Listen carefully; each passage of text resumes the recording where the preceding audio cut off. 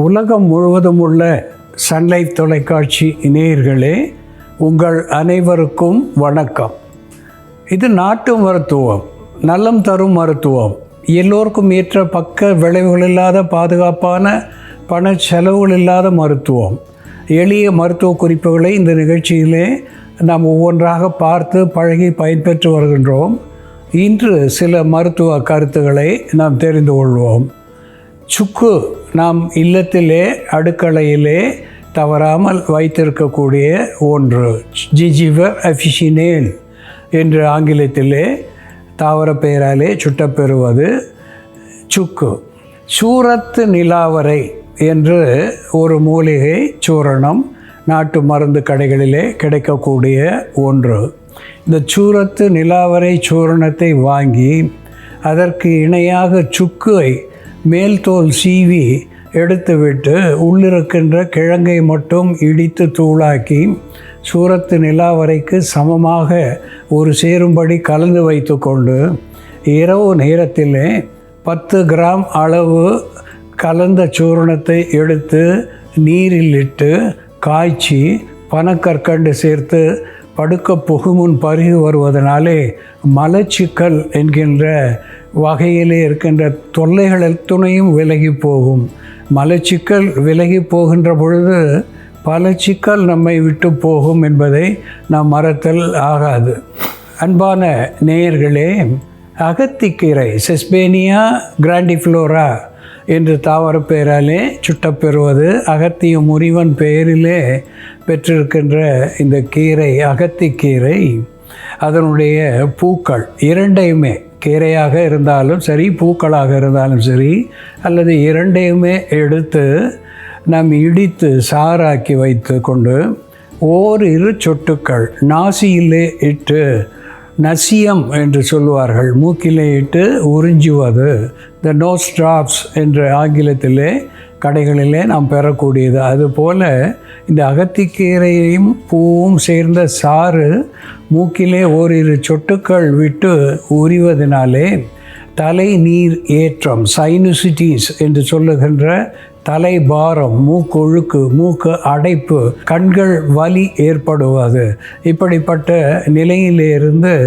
நமக்கு விடுதலை தரக்கூடிய ஒரு அருமருந்தாக அகத்திக்கீரையினுடைய சாரும் பூவும் விளங்கும் என்பதிலே ஐயமில்லை.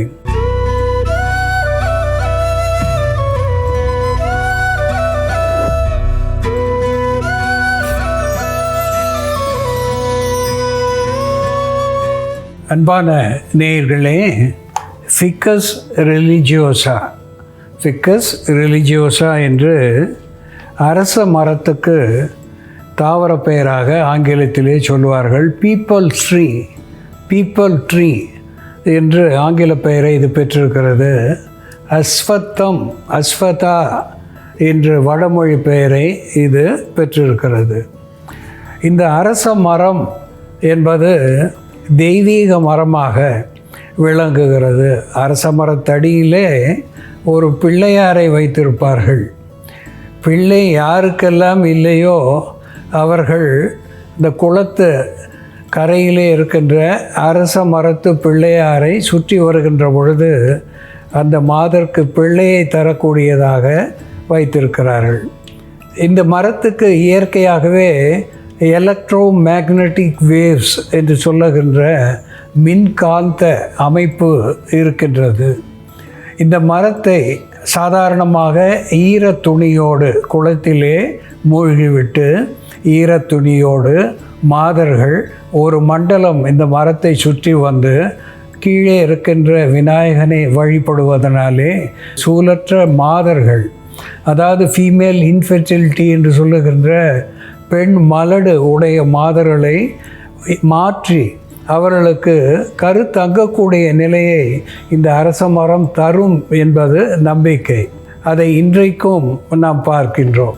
இந்த அரச மரத்தை சுற்றுகின்ற பொழுது இந்த மேக்னட்டிக் வேவ்ஸ் என்று சொல்லுகின்ற எலக்ட்ரோ மேக்னட்டிக் வேவ்ஸ் என்று சொல்லுகின்ற காந்த அமைப்பு உடலிலே எண்டோக்ரைன் என்று சொல்லுகின்ற சுரப்பிகளிலே மாற்றத்தை ஏற்படுத்தி பொதுவாக த ஃபீமேல் இன்ஃபெர்டிலிட்டி என்று சொல்லுகின்ற பெண் மலட்டை இது போக்குகிறது. இதனுடைய இலை கொழுந்தை எடுத்து ஒரு நெல்லிக்காய் அளவு அரைத்து காலையிலே மோரோடோ பாலோடோ பெண்கள் பருக வருகின்ற பொழுது சூலகத்திலே ஏற்படுகின்ற குற்றங்கள், அதாவது கருவறையிலே ஏற்படுகின்ற குற்றங்கள் எதுவாக இருந்தாலும் அவற்றை போக்கி கரு நிற்பதற்கு இது ஒரு அற்புதமான மருந்தாகி பயன் தருகிறது. இதனுடைய பட்டைகள் துவர்ப்பி அஸ்ட்ரிஞ்சென்ட் என்று சொல்லக்கூடிய மருத்துவ குணத்தை பெற்றிருக்கிறது.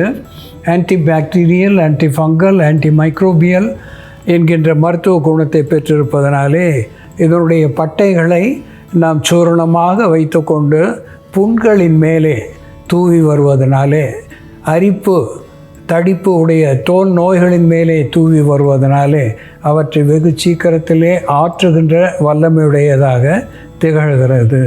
இந்த அரச மரத்தினுடைய பழங்களை சேகரித்து சுத்திகரித்து இடித்து வைத்துக்கொண்டு ஆண்கள் காலை மாலை என்று இருவேளை ஒரு தேக்கரண்டி அளவுக்கு அந்த பழத்தினுடைய சூரணத்தை பாலோடு உள்ளுக்கு பருகி வருகின்ற பொழுது த மேல் இன்ஃபெர்டிலிட்டி என்று சொல்லக்கூடிய விந்து குறைபாடு, பிள்ளை பேரின்மை, அதற்கு காரணமாக இருக்கின்ற விந்துனுடைய அணுக்களின் குறைபாடு, பயணத்தன்மை குறைபாடு, மோட்டிலிட்டி என்கின்ற நிலை, இவற்றை போக்குகின்ற ஒன்றாக இந்த கனிகள் ஆண்களுக்கு பயன் தருகிறது என்பதையும் மறத்தல் ஆகாது.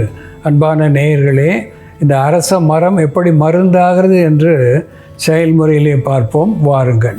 நேயர்களே, நாம் இன்னைக்கு அரச மர பட்டையை பயன்படுத்தி கழிச்சல், சீத கழிச்சல், பெண்களுக்கு ஏற்படக்கூடிய வெள்ளைப்படுதல், பெரும்பாடு போன்ற பிரச்சனைகளை சரி செய்யக்கூடிய ஒரு மருந்து எப்படி தயார் பண்ணுறதுன்னு பார்க்கலாம். இதற்கு தேவையான பொருட்கள்: அரச மரப்பட்டை சாம்பல், மாதுளை ஓட்டின் பொடி, தேன். அரச மரத்தோட பட்டையை எடுத்து நம்ம நல்லா காய வச்சுட்டு அதை இடித்து எரிச்சிட்டு சாம்பலாக்கி அந்த சாம்பலை சலிச்சு வச்சுருக்கோம். நம்ம மருந்துக்காக சாம்பல் பயன்படுத்தும் பொழுது கரியெல்லாம் இல்லாமல் இந்த மாதிரி நல்லா ஃபைன் பவுடராக இருக்கிற மாதிரி நம்ம சாம்பல் தயார் பண்ணிக்கணும். இந்த அரச மரப்பட்டை சாம்பல் 2 சிட்டிகை அளவு. நம்ம சாம்பலாக எடுக்கும் பொழுது அதோட சத்துவம் அதிகமாக இருக்கும், அதனால் நம்ம குறைந்த அளவில் தான் பயன்படுத்தணும். மாதுளை ஓடு பொடி ஒரு அரை தேக்கரண்டி அளவு எடுத்துக்கலாம். நம்ம ஃப்ரெஷ்ஷான மாதுளை தோல், பழத்தோட தோல் இருந்தால் அதுவும் சேர்த்துக்கலாம். இவை இரண்டையும் சேர்த்து நீர் விட்டு இப்போ கொதிக்க வச்சிடலாம். அரச மரத்தோட இலைகளை, துளிரான இலைகளை நம்ம காய்ச்சலுக்கான மருந்தாக பயன்படுத்தலாம். அரச மரத்தோட துளிர் இலைகளை எடுத்து அதை பாலில் வேக வச்சிடணும். பாலில் வேக வச்சுட்டு அதோட கற்கண்டு சேர்த்து வடிகட்டி அந்த பாலை குடிச்சிட்டு வரும்பொழுது காய்ச்சலை தணிக்கக்கூடிய மருந்தாக அது செயல்படும். அதே போல் அரச மரப்பட்டையை நம்ம புண்களை கழுவுவதற்கான மருந்தாகவும் பயன்படுத்தலாம். அரச மரப்பட்டையை எடுத்து நீரில் இட்டு நல்லா கொதிக்க வச்சுட்டு அந்த நீரை கொண்டு நம்ம புண்களை கழுவிட்டு வரும்பொழுது புண்கள் சீழ்பிடிக்காமல் சீக்கிரமாக ஆறும். புண்களில் ஏற்படக்கூடிய நாற்றம் கட்டுப்படும்.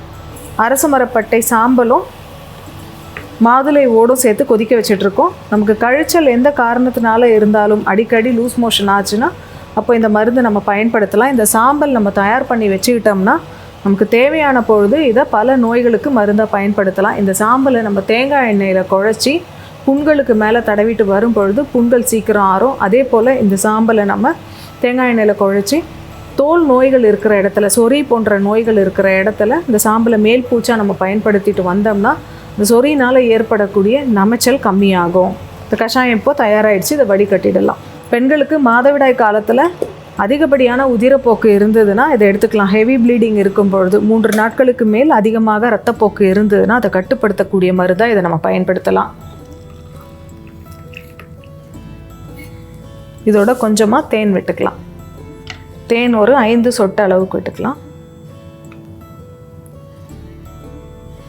அரசமர பட்டையின் சாம்பல், மாதுளை ஓட்டின் பொடி மற்றும் தேன் சேர்ந்த இந்த மருந்து பெண்களுக்கு மாதவிடாய் காலத்தில் அதிகப்படியான இரத்தப்போக்கு இருக்கும் பொழுது எடுத்துக்கிட்டால் அந்த இரத்தப்போக்கை கட்டுப்படுத்தக்கூடிய மருந்தாகவும் பெண்களுக்கு ஏற்படக்கூடிய வெள்ளைப்படுதலை சரி செய்யக்கூடிய மருந்தாகவும் இது செயல்படும். அன்பான நேயர்களே, ஃபிகஸ் ரிலிஜியோசா என்று தாவர பெயராலே சுட்டப்பெறுவது பீப்பிள் ட்ரீ என்ற ஆங்கில பெயரை பெற்றிருப்பது அஸ்வதா என்ற வடமொழி பெயரையும் அழகான அரச மரம் என்கின்ற தமிழ் பெயரையும் இது பெற்றிருக்கிறது. இதனுடைய வித்துக்களை சேகரித்து ஆண்கள் அரை தேக்கரண்டி அளவோ அல்லது ஒரு தேக்கரண்டி அளவோ அன்றாடம் உள்ளுக்கு சாப்பிடுவதனாலே ஆண் மலட்டு தன்மை, மேல் இன்ஃபெர்டிலிட்டி என்கின்ற நிலையிலே இருந்து அவர்களை மாற்றி விந்து குறைபாடு, விந்தினுடைய பயணத்தன்மை குறைபாடு இவற்றையெல்லாம் போக்கி அவர்களுக்கு பிள்ளை பேரை தரக்கூடிய ஒன்றாக இதனுடைய வித்து விளங்குகிறது.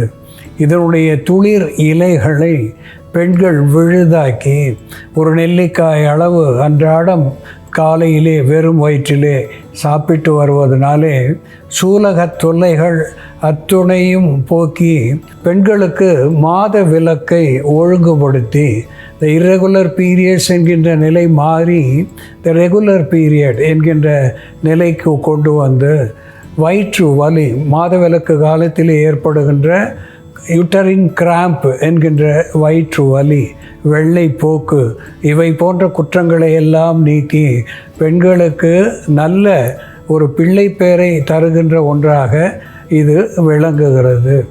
இதனுடைய விழுதை நாம் தீநீராக பயன்படுத்துகின்ற பொழுது ஆன்டிபைரிட்டிக் என்கின்ற வகையிலே காய்ச்சலை தணிக்கக்கூடிய ஒன்றாக திகழ்கிறது. இதனுடைய பட்டையை நாம் தீநீராக பயன்படுத்துகின்ற பொழுது ஒரு அஸ்ட்ரிஞ்சன்ட் என்கின்ற நிலையிலே டிசென்ட்ரி என்கின்ற சீதபேதி, டைரியா என்கின்ற நீர்த்த பேதி இவற்றையெல்லாம் போக்குவது மட்டுமல்லாமல் மேற்புறமாக இந்த பட்டையினுடைய சூரணத்தையோ அல்லது அதை எரித்த சாம்பலையோ பயன்படுத்துகின்ற பொழுது தோல் நோய்களை துடைக்கக்கூடிய ஒன்றாக விளங்குகிறது. அன்பான நேயர்களே, இந்த அரச மரம் எப்படி மருந்தாகிறது என்று நாம் பார்த்து தெரிந்து கொண்டோம். இதுபோல வேறு ஒரு மருத்துவ குறிப்போடு நாம் மீண்டும் சந்திப்போம். நன்றி, வணக்கம்.